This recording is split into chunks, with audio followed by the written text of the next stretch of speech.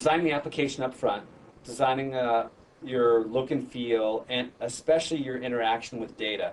One of the things that we see customers do a lot is that a customer will come to us and say, my app is slow to start up. And probably one of the most common issues that a customer may have related to performance is that my app is slow to start up.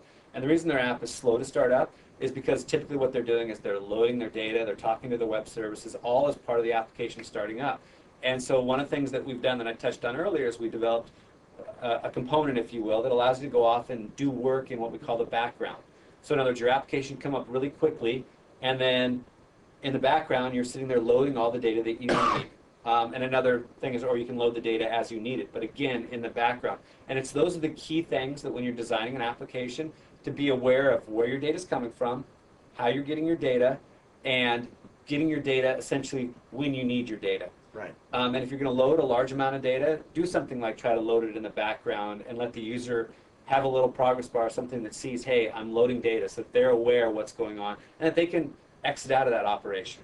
And a lot of times when we have customers who come to us and say that there's performance issues with starting up their application, we find a lot of times most of those can be addressed by effectively managing how they grab their data when the application is starting, grabbing their data as needed or doing it in the background. And we've made that, as I said, much more accessible and approachable to do that sort of a thing in Visual Studio 2005. Right.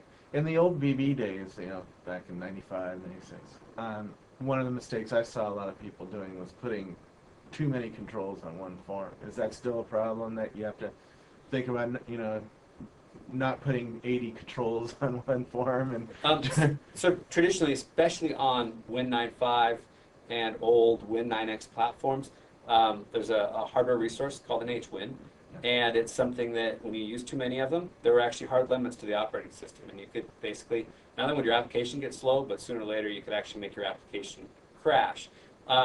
That's not such an issue on XP. However, we're still cognizant of that. So when I show our toolstrip component, the toolstrip component is one HWin or one resource, and the rest of any items that you add on there are not actually HWins or resources. So we're doing a lot of stuff in our grid and our tool strips themselves so that they're architected from the ground up to be performant and resource conscious, so that they don't have those problems that they had before in the VB6 days. So we have tried to architect that into our applications, as well as the fact that the operating systems now are much smarter about the resources and scale much better in terms of resource utilization. Right. Do you know of any other mistakes that you see customers making, or that you would? I think probably the biggest thing we see is whether it's performance or how they handle data. It's really thinking about the user's logical flow of the application and really coming up and architecting and designing the application correctly up front. And whether that means how they're going to interact with data or how the user interface is going to be laid out. But thinking about it up front in terms of what the interaction is going to be with the user and designing that up front and spending a lot of time designing that up front, that'll really pay off in the long run in terms of your application performance, application usability, those sorts of things. Cool. Do you have any other demos or anything else you wanted to show? That's the core demos I think I've shown here. Those are awesome. Yeah. Really neat. Anything you want the Channel 9 customers to tell you or help you with feedback as you go through the beta process? Well, I think we have a beta that's available for, I believe, customers on the Alpha program. The main thing that I can say is that customers who are using our beta, please use the channels that we have in terms of the Ladybug and our Alpha news groups to provide feedback. Me personally, our whole group, but me personally, we look at all that feedback individually. We respond to that feedback. If there are people out there who have used Widby and have logged bugs and or had comments, I'm sure they've probably seen either me directly provide feedback in the news groups and or provide feedback in Ladybug. You may not realize Ladybug is the MSDN Product Feedback Center. It's the MSDN Product Feedback Center. That's correct. You may not even realize it's me providing the feedback, but to be clear, actually the product team does look at all those issues that come in.